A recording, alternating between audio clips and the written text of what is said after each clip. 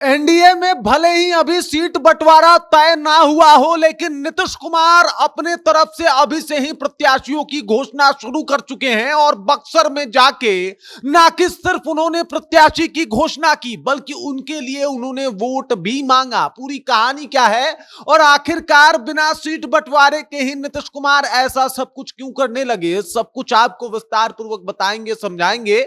लेकिन उससे पहले मेरा परिचय जान लीजिए। मेरा नाम है रजत और आप जनता जंक्शन देख रहे हैं। आपको बता दूं कि आज नीतीश कुमार बक्सर पहुंचे हैं और बक्सर के राजपुर विधानसभा में पहुंच के उन्होंने बक्सर वासियों को 300 करोड़ से ज्यादा की सौगातें दी है, योजनाएं दी है, जिससे बक्सर में खुशियां हैं। लेकिन इसी बीच नीतीश कुमार ने एकदम से वहां जाके अपने प्रत्याशी की घोषणा भी कर दी है। दरअसल नीतीश कुमार पहुंचे थे, आपको बता देता हूं, राजपुर विधानसभा की सीट अगर बात की जाए तो अभी यहां पे कांग्रेस का कब्जा है। लेकिन वहां पे नीतीश कुमार पहुंचते हैं और कहते हैं कि भाई इन लोगों ने खाली अंड बंड का काम किया है, ज्यादा बेहतर कुछ काम नहीं किया है, और ऐसे में आप लोग चाहेंगे तो हम लोग यहां से बहुत सारा सीट जीत के जाएंगे और इस बार एकदम अलग ही बात होगा। इस बार बिहार को हम बहुत आगे लेके जाएंगे। और इसी दौरान फ्लो में नीतीश कुमार ने अपने प्रत्याशी के नाम की घोषणा भी कर दी। जी बिल्कुल, उन्होंने बताया कि संतोष निराला की तरफ इशारा करते हुए बताया कि इस बार इनको जिताइएगा और इनको जो है वो विधानसभा भेजिएगा। अब मैं आपसे अपील भी करता हूं कि इस बार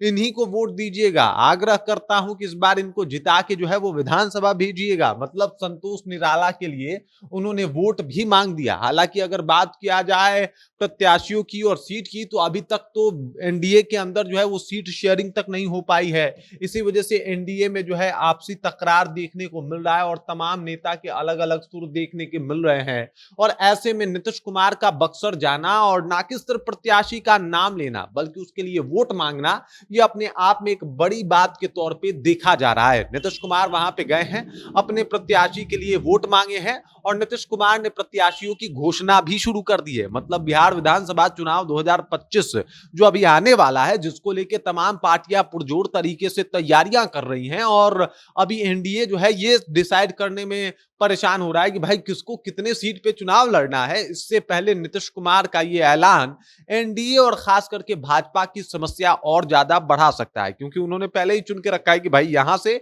इस कैंडिडेट को खड़ा करूंगा। तो अब देख लीजिए, लिस्ट दोनों तरफ से गए हैं।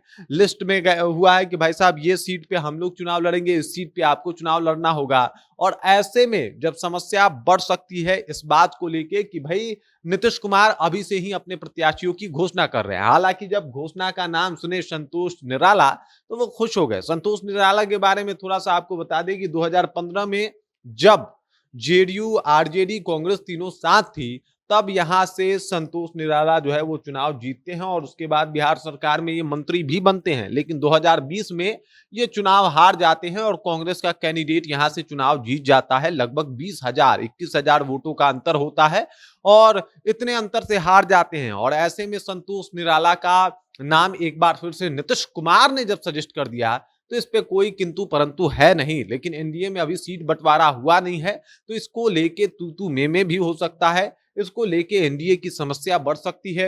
एनडीए इस बात को लेके आपसी विवाद में उलझ भी सकता है कि भाई अभी सीट बंटवारा हुआ नहीं तो आपने अनाउंस कैसे कर दिया कि भाई यहां से कौन प्रत्याशी खड़ा होगा। और ऐसे में यह माना जा रहा है कि भाई एनडीए में सब कुछ इस बंटवारे के बाद तो ठीक नहीं है, क्योंकि नीतीश कुमार पहले ही जाके जो है वो नाम अनाउंस कर दे रहे हैं। हालांकि इस दौरान उन्होंने बक्सर को बहुत सारी योजनाओं का सौगात भी दिया। बक्सर वासी इसको देख के खुश भी हो गए और इसके अलावा उन्होंने ये भी कहा कि भाई 2005 से पहले ज्यादा बेहतर कुछ बिहार में होता नहीं था, वो तो हमने आया तो बिहार में कुछ बेहतर किया, बिहार के बेहतरी के ऊपर ध्यान दिया और बिहार में अब बेहतर कुछ हो रहा है, कुछ दिखाई दे रहा है। बाकी ये लोग तो काम के नाम पे सिर्फ लीपापोती किया है। ये लोग में मतलब सीधे तौर पे वो कांग्रेस और आरजेडी को टारगेट कर रहे थे और कांग्रेस आरजेडी को टारगेट करके ये बात बोल रहे थे और इस तरीके से उन्होंने टारगेट भी किया था। तो आप समझ जाइए कि बिहार विधानसभा चुनाव 2025 की अगर बात की जाए तो नीतीश कुमार की तरफ से एक सीट के ऊपर अनाउंस किया जा चुका है कैंडिडेट, ना कि अनाउंस किया जा चुका है बल्कि उसके लिए नीतीश कुमार ने वोट भी मांग लिया है, जो बिल्कुल बक्सर के राजापुर विधानसभा की मैं बात कर रहा हूं। हालांकि यहाँ पे आगे क्या होगा अभी कुछ भी कहना जो है वो असंभव जैसा है, क्योंकि ये चुनाव है और चुनाव के माहौल में बातें और आंकड़े अचानक से बदल जाते हैं। लेकिन अगर नीतीश कुमार ने कहा है तो यह आंकड़ा बदलने वाला भी नहीं दिखाई दे रहा। बाकी इस खबर, इस जानकारी को लेके आपको क्या लगता है? ये कैंडिडेट कैसे हैं राजापुर के लिए?